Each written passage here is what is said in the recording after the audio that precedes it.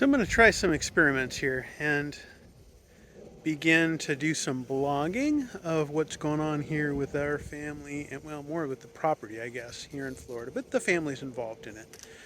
So I'm going to do it. It's going to be really jumbled.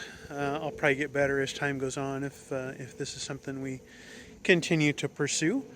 But just wanted to give folks an idea of what we're up to, what it's like to transition from living in Southern California in a residential area where I think we had a 5,000 square foot lot with a 1,500 square foot house, moving to a 2,400 square foot house on 5 acres in Florida. And in fact, between the house and the shop we're going to build, which I'll mention a little bit in this video, we'll have almost 5,000 square feet of covered space on this property, whereas that would have been my whole yard in California.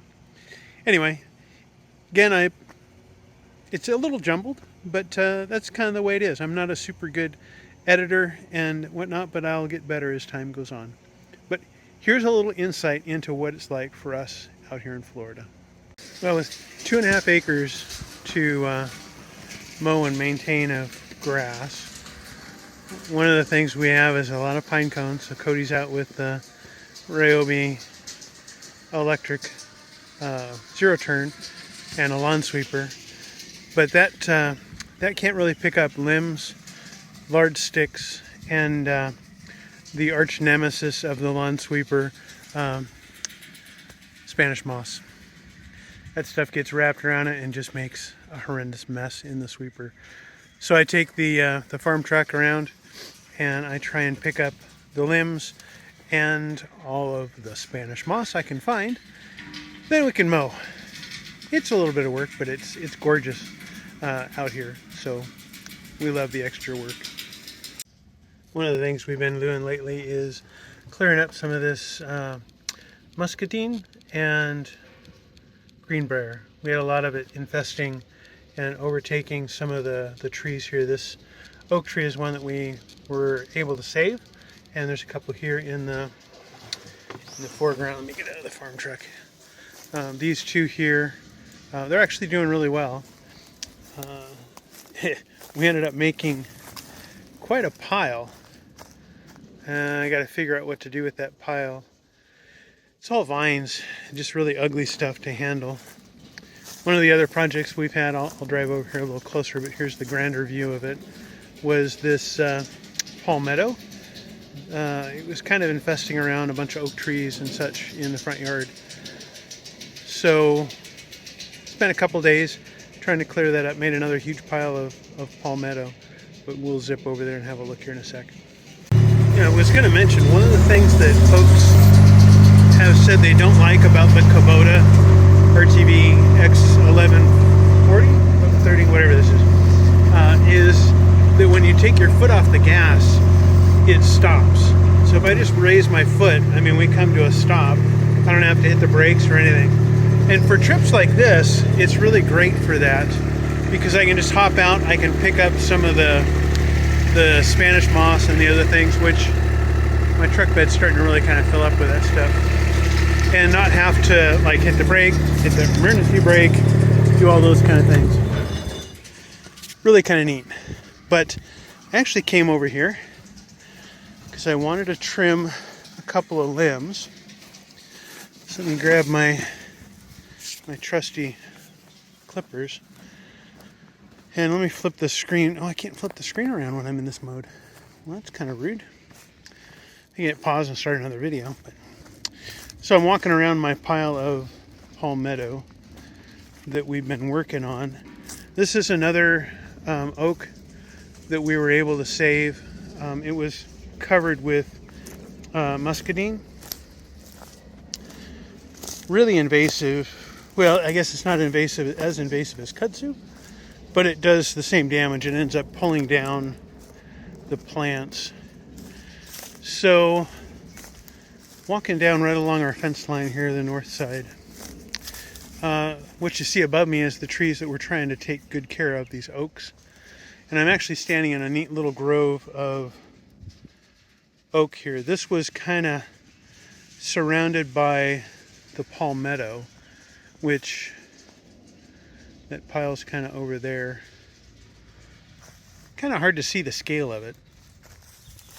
But let me walk down this way a little bit further. Cut across somewhere. I've made quite a mess. Let's say that. In just trying to get this stuff cleared out. But you can see where the ground's kind of torn up and brown, where there's no grass and nothing else. That was all palmetto. And it's... Where is my pile? Oh, there it is. It's all piled up in there. But there were a couple of tree limbs here that I wanted to trim up, because every time I come through here in the farm truck, I tend to hit them. And they are over here. So I'm going to trim these up a little bit, just so that they're not, they're head height for me. So you can imagine with the farm truck, I really hit them. These lower ones, I think I'm going to leave this season. But the higher ones, I think I'm going to trim out of the way for right now. Not only does the Kubota have a dump, but the lawn sweeper has a dump, which is nice. So you just empty it, and off you go. I'll show you the dump of the Kubota here in a sec. There we go. Alright, so you saw Cody dumping his load with that on the Kubota. I've got this dump lever right here, which allows me to just grab that with the hydraulic. Goes ahead and pops that up. And yeah, no more unloading. Looks like I need to drive forward just a hair to get that going. But yeah, this gives you an idea of the pile of muscadine and greenbrier that we pulled off of this oak tree. And this is a little bit closer look. It's a little deformed right now, but it'll come back. When we moved into this house, we had a few trees, well, a bunch of trees on the property. One of them was this orange tree, and I think it has met its demise. I don't know if the deer just completely did it in or what. But I want to give this a shot. Let's see if I can get this all in frame. Yeah, close. Get my other glove on. Let me see if I can pull this guy out.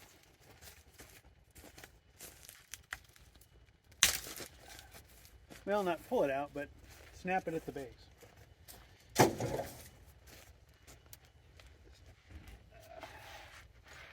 Copper rod or something in there. So, yeah, lots of little chores to do on a Sunday. Try not to work too hard, though. I have a little tool dump. Well, this is kind of the lean-to that we park the farm truck in. Oh, you can see my my pallet forks for the tractor. But we stack up a few of the tools right here next to the well. So I'm going to grab a rake and go over and pick up some of the debris from when I pulled the palmetto around one of the trees. That was actually Thor's, one of his hiding spots, where he'd sleep before we adopted him and let him live in the garage. Cody's still sweeping. Nah, it's a big yard to sweep.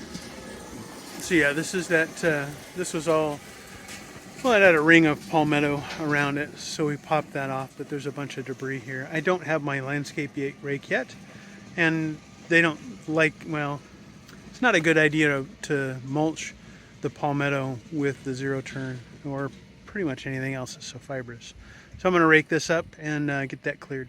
One of the things I would say is super deceptive about having a lot of land on a property like this is that little bit of palmetto and debris and grass and such that I said, well, I just got to rake that up. Well, it just about filled the bed of the farm truck here. Not super full, but I mean, that's a good trash can or so full. So if you're thinking, you know, how am I going to get rid of yard waste? Now it might make a little bit more sense on why I have a huge pile, because this stuff starts adding up really quick. They'll only pick up 3 cubic yards a week of yard waste, and it's got to be packaged just so, and it's sitting out on the street. If I get over there, I'll show you that pile of palmetto sitting out there. But this stuff adds up. But I'm going to go dump this off and keep trucking around.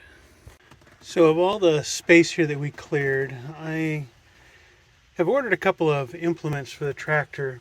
They should be in, well, they're picking up the tractor on Monday to do a service and add the third function valve for the grapple. So that should help me if I need to move that pile. But you see a bunch of sticks and junk down there. I also ordered a landscape rake. And then we'll go over here to this other edge of the property, and you can see where I'll probably need the third implement that we've ordered, which is, some people call it a brush hog. I think it's officially an RCR 1248, known as a rotary cutter. That'll be fun. All right, so there's the pile of palmetto. That's a little bit more than they'll pick up a week. That may take them 2 or 3 weeks to pick up, but that pile is like 1/20th of the pile of palmetto I've pulled out already, and we've only probably done 1/10 of the palmetto that needs to get removed from the property. This ahead of me is kind of an oak grove. What do we have? 1, 2, 3, 4, 5, 6, 7, 8, 9, 10, 11, 12, about 14 live oaks in that grouping.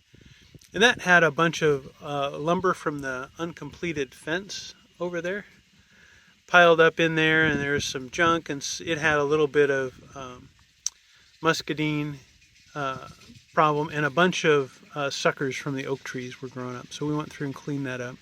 It needs to get leveled. I also have a box blade, but I'll probably go through there with a rotary cutter and then maybe the rake, and maybe finish it off with the box blade just to level that area out a little bit. It's pretty bumpy. Same thing with the area I did. Let me pan over this way. It's way off over in that side of the yard, but that where the palmetto was that we pulled out, that's going to be really, really lumpy too. So I'm going to have to do a whole bunch of stuff to that to get that land leveled. But you can see up kind of in this area here, there's a bunch more palmetto that's got to come out. The shed here, that I've got to get cleaned up, not the outside, but clear the inside of it out and get it ready to be moved. Probably going to move it over kind of between where the shed is now. I know it messed the focus up. And where our wood pile is. It's probably going to get drug over there. There's a chicken coop over there where we parked the tractor in. And this whole space coming this way towards us on the driveway where that shed is now is going to be the new, it's a 30 by 80 shop. But so the brush cutter, bush hog, whatever you want to call it, I'm going to see if I can clear about 4 feet on the other side of the fence line and come all the way down. All of the green that you see just past our fence line there, that's all muscadine, and it's overgrown and run over whatever trees are in there. Hard to tell now. Probably mostly, the smaller ones are probably live oak and some other shrubs. But yeah, good times. It's out in the forest clearing some of the trails and stuff. And there was this laurel oak. Let's see if I can get some of that. You can see it's starting to leaf out again, which is good. And it's got a good set of leaves in some areas on it, which is really nice. So I'm happy. I just dug a hole. My cousin Stacy was out here and he was making fun of me because I made this huge hole in the yard. I'm like, I'm just getting used to using this backhoe thing. Don't give me a hard time. You know, a lot of this stuff, when you buy a lot of property, you just kind of figure out as you go and try and make the best of it as you can. And we're having a lot of fun. Karen was out helping me yesterday pull down vines from oak trees. It's just great. I love being outside out here. The weather here is usually really fabulous. Today I think it's in the 70s. Just a gorgeous day. And for those wondering, yeah, Cody's still sweeping the lawn. So I had talked a little bit about our shelter. I think, don't tell Karen, but I think I hit this other post on the other side here. Where is it? That post there with the backhoe. And I think I pulled it off the shed wall. This thing's coming down anyway when we replace, when we get rid of this shed and put the shop in. but it was nice to have a place to park the farm truck until then. But oops, accidents happen, and that one was so rusted through it was about ready to fall down anyway. But let me show you a little bit more about what I got going here with this the muscadine.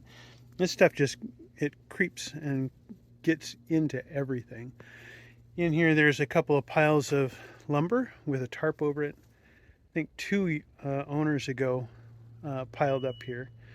And then if I stand here, I think you can see right about here, that's the fence line. So right now I think I'm standing on the neighbor's lot. But I want to be able to clear out a little bit, give me a buffer from this muscadine encroaching. You can see there's this one little out bit here that probably needs to get pulled in. But that rotary cutter should help us with that. We've got tractor. Right now it's sitting in what would be the chicken run and the hen house. I don't know if we're going to actually use this. The last owner, I think, started building this. And there's my box blade. We'll have to see. Karen wants chickens. I don't even know. I've never had chickens. When do you buy them? Is there a good time to buy them? Good time to raise them? Does it matter? I guess we'll see. So, I think that's about all I got for the moment. Yay! Alright, so Cody's started in on mowing. Got the whole yard swept. That's a chore in and of itself. This is a Ryobi electric zero turn 54-inch wide mower. Actually does a really good job. It's fun to drive. I was hoping it would be quiet, but I don't think it's any quieter than a gas-powered one, because the blades just make a whirring noise no matter what. So, anyway, hopefully he'll have that done here in an hour. That mower it takes a pretty good charge, and depending on how long the grass is and how wet it is, it can do about the whole 2.5 acres if you're careful. He swept a bit beforehand though, so that used a bit of charge, but the mower part wasn't running, which sucks up a lot of juice. So we'll see how far he gets with this. When we found Thor was the cat that we kind of adopted. Was abandoned from 2 owners ago. He used to be outside a lot, and I put in this automatic water for him. He used it for about a week, and then Karen decided, well, if we're going to do all these things for him, we should befriend him, and she ended up catching him, taking him to the vet, and yeah, now he lives in the garage. He doesn't like Loki, our other cat, or he likes Loki. Loki isn't too happy about the other cat being around. So, for those wondering, this is Thor. Thor likes to hang out here with us in the garage. How you doing, buddy? You gonna let me get near you now? Yeah, yeah. Hi. This is the sweetest cat. He is just so excited to have a home again and have people care for him. We didn't realize he was stray, and we saw him around. Yeah, and we saw him around in the yard. And we were trying to figure out whose cat he was. And we asked around in neighbor thing. And he's too close for me to tape him now. But finally figured out that he was stray and that we could befriend him. And he is so much happier. He knows the house. He knows the whole area. Turns out he actually had parasites from eating... from eating lizards. So his diet was probably lizard and mice. Anyway, this is Thor. Forgot to mention the pile of pallets. Actually, a fun story on that one. I was going to go all over to the big box stores and try and pick up some pallets. I knew with having pallet forks, which having a quick attach, let me tell you, on a tractor, the skid steer quick attach is great because I can flip that onto the tractor pretty easily and go pick up pallets or whatever else I'd want to use pallet forks for. But so I knew I wanted to have pallets around for those kind of things, and I ended up driving down Narcoossee out here in Florida, and I passed the Ace, and I'm like, oh wow, I should go there. The kind of the Holy Spirit prompted me and said, you should go check this place out. I'm like, well, I was headed to Lowe's and Sam's Club and these other places, and of course they all said, no, we don't let those go out. We have to turn them in. So I'm like, all right, last resort, let me swing by Ace Hardware. And sure enough, the manager there was great. He's like, yeah, how many do you want? And I'm like, well, a few. It's like, well, I got a bunch out back. You can have all the ones you want. And so he said it was $2 a pallet. I'm like, all right. Well, I gave him $20, figuring I'd grab 10. And I picked up 10. And he says, well, I really need to get rid of them all. If you want them, you can have them all for $20. So I got 20 pallets.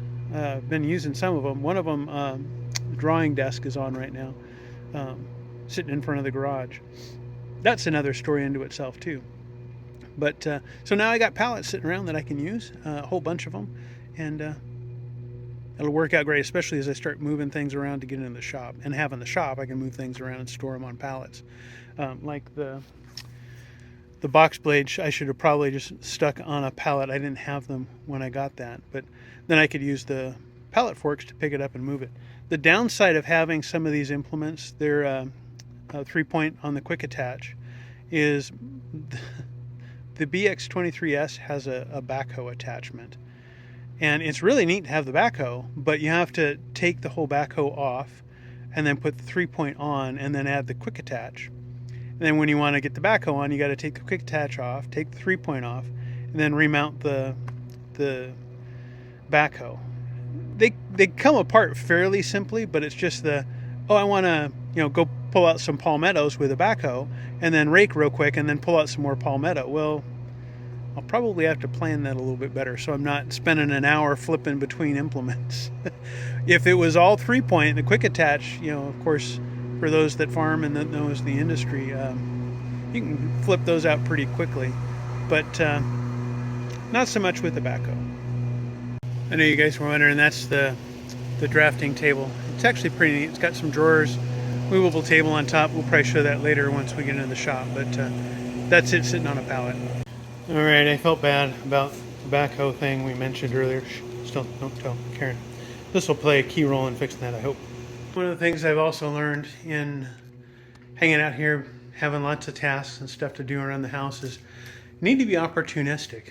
I couldn't set up this table like this to find the parts that I used to fix that canopy, because normally that space is right now taken up by the zero-turn mower, and he left it out here. Yeah, there it is. The lawn sweeper. So it's a little cramped in here when that's in here. But since he's out there, I could pull. Of course, it's always the one on the bottom that has the part in it, but these stacks are my miscellaneous parts, is where I got the bracket from. But yeah, I wouldn't have been able to do that as easily. So you take opportunities. Another thing I didn't mention earlier when I was raking up around that one tree that I took the palmettos out from, it was shady at that moment in the day. And I looked over there and I'm like, ooh, shade. I should rake in the shade, not in the full sun. Florida sun can get a little hot. So yeah, you are definitely, I'm learning more and more to be opportunistic when I do things around the homestead here.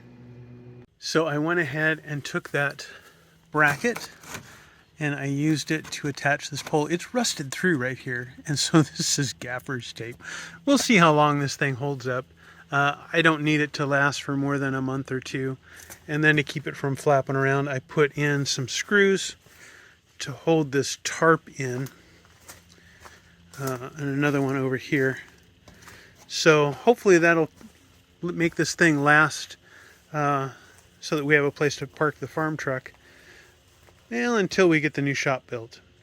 And the new shop, by the way, is going from here all the way out where you can kind of see where the grass, there's a kind of a dead space in the grass. That's probably 50 feet, so another 30 feet past that will be where the shop goes. And here about where this this crack in the sidewalk is, that'll be about the front of it. So it's a pretty good size shop, 2,400 square feet.